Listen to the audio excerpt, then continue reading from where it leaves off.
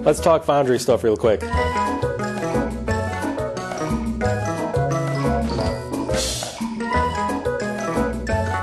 It's really cold outside. I don't want to do anything out there. So I think I'm going to take this opportunity and answer a bunch of questions that I commonly get in the comments. Hopefully this will help some of you guys out. A lot of the questions or comments kind of follow general themes, so I'm going to go through them and try to cast a wide net. These won't be specific questions, but kind of general ones.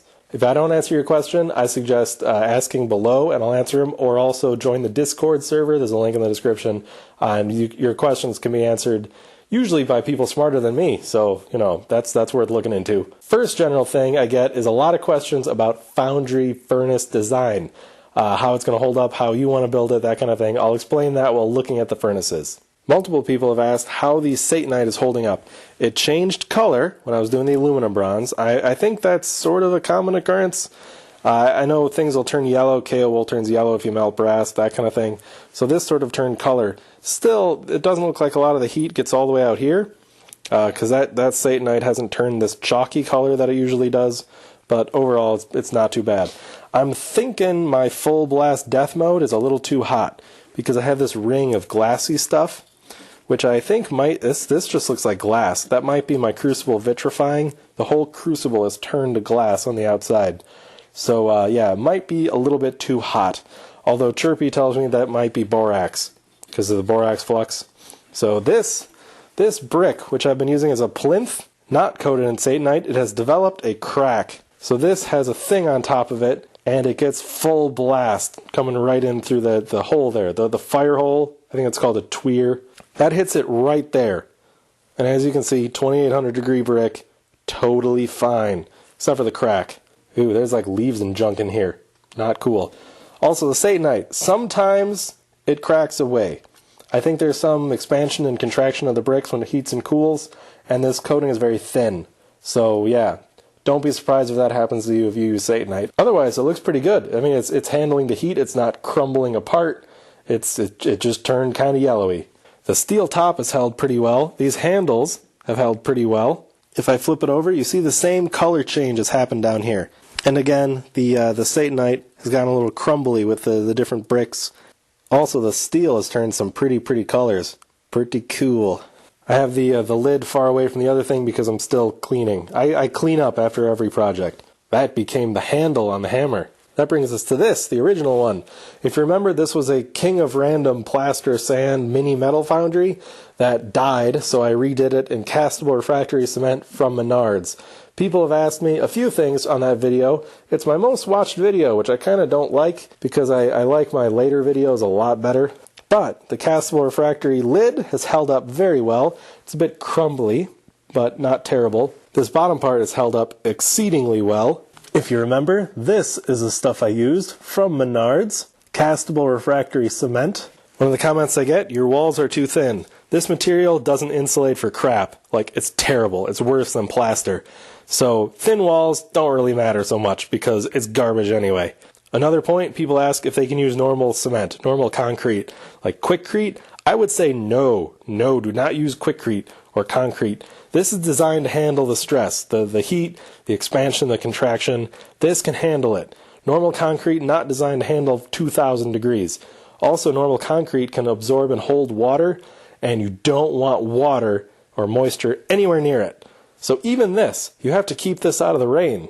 Otherwise, you can have flash boiling and kaboom, with normal concrete. So don't use normal concrete. I wouldn't recommend it. Castable refractory cement, though, look, and most of this damage is from charcoal, not propane. So yeah, castable refractory cement, do it. If you're wondering where to get castable refractory cement, the good stuff, this, I got it at Menards. Not every home improvement store has castable refractory cement. Not every place has it, but I will put a link in the description where you can get Castolite and a bunch of other ones, including Satanite and even these fire bricks that are in this one. Although not these fire bricks. I got these fire bricks at a different link. I'll put that in there too. I'll put everything in there. Let's fill it with links. Just make it rain links.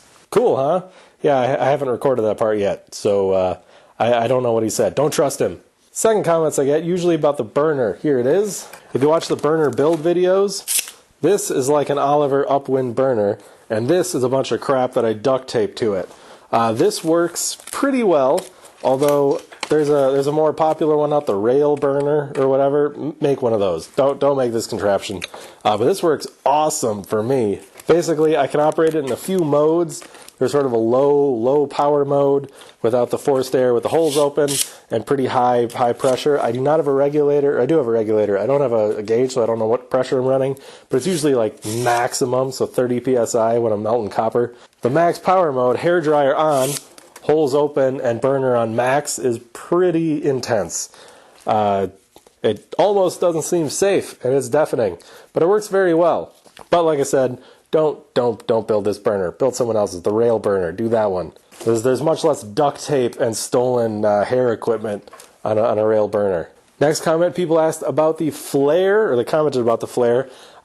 You do not need to use a flare in a furnace. The furnace kind of acts as a flare, and it works really well once it's heated up. The reason I run the flare on this is because, again, this burner, not super fantastic.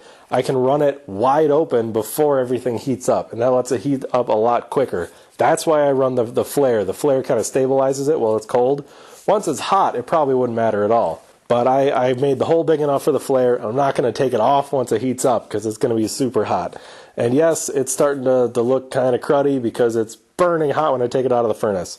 So yeah, don't always follow what you see people doing on the internet. Just in general, I'm not a professional. Just because I'm using a flare doesn't mean you should always use a flare. It also doesn't mean I don't know why I shouldn't use a flare. I'm just doing it generally because, look, this is how I operate. See? Yeah, I duct taped a piece of square steel to this to make sure the duct tape didn't fall apart when it got hot. That's my engineering. You really want to ask me questions about this? Anyway, moving on. The next comment I get a lot, and this is on the old Foundry Tools video, always about the crucible tongs. These are my crucible tongs. They're bent like this, so I can fit it between the crucible and the furnace wall, go underneath, and lift it up. And everyone seems to think crucible is going to fall out of this. Well, only once has a crucible fallen out of this, and it was a crucible that this was not made for. I made this for the big crucible, my big aluminum one, and whenever I pick it up, it holds it really tight. And I can turn it more than 90 degrees, and it won't fall out because it's wedged in there.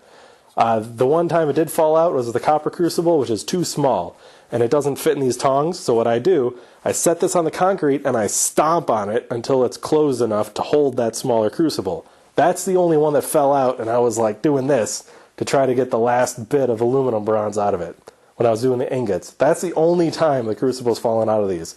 So this design is very simple and very effective. Stop saying it won't hold, because it holds, except the wrong thing. It won't hold the wrong thing very well, but it holds the right thing very well. Next comments. Recently I made this sweet hammer. By recently, I mean last week. It was literally the last thing I posted. And I got a lot of comments about the handle, having a shoulder, how it shouldn't have a shoulder. I've never made a handle, so I didn't know that. We'll see what happens. If it splinters, it splinters. I'll make a video about fixing it. So far, I've been hammering a lot of stuff with it, just to kind of test it out. And the head sometimes gets a tiny bit of rock, but it works. It works pretty well. Next main comment seems to be about the alloy itself, the aluminum bronze being too soft.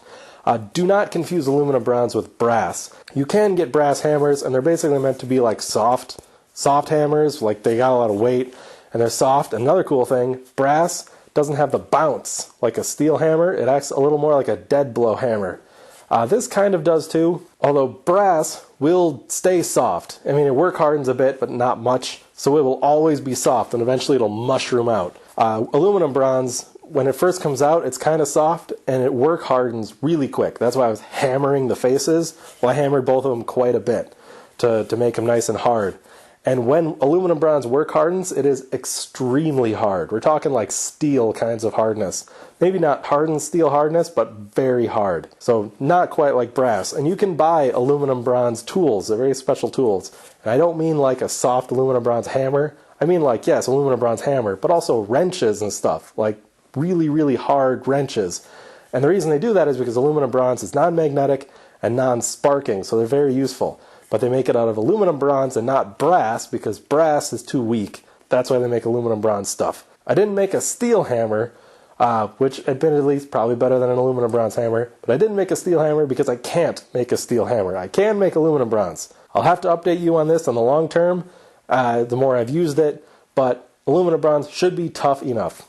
Tough enough. That's a funny, tough enough. Moving on, people always ask me where to get aluminum.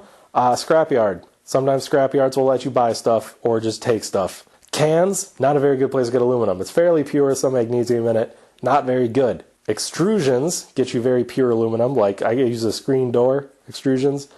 Cast aluminum, check Craigslist for car wheels, alloy car wheels. There are tons of them out there. Also mower engines, like lawnmower engines. A lot of those have aluminum parts, sometimes magnesium. Be careful. You can tell if it's magnesium if you clean it, put vinegar on it. If it's magnesium, it'll bubble. Do not try to melt magnesium at home. Bad idea. Sometimes people ask me where to get zinc. New wheel weights. Yep, also rotometals.com. They sell zinc. Brass is like everywhere. If it's ornamental, it's yellow brass. If it's plumbing, it's red brass. Do not combine them. Copper is plumbing, wires. You know where to find copper. Cast iron, good luck melting cast iron at home. People do it. Yeah, oh yeah, people do it.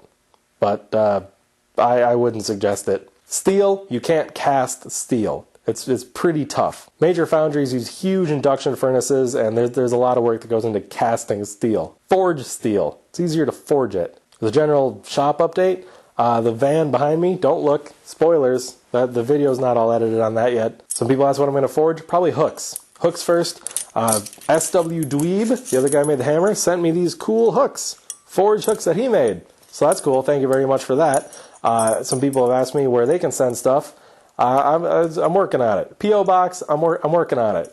Soon, but I'm working on it. Multiple people, it surprised me, multiple people asked me about a Patreon. I do not have a Patreon, at least not right now. Again, hold your horses. I'm working on it. New year, new stuff. More stuff is coming. I'm working on it. If you absolutely must send some stranger money, I would suggest a charity. Salvation Army, something like that. I don't know. Cool? Cool.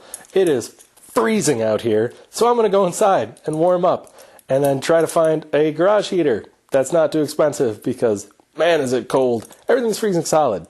I literally mean that. I left my coffee mug out here. This is an attached garage, and my coffee froze. It froze. I had a coffee sickle. I know. I live in Wisconsin. I know what I signed up for. But I can still complain about it.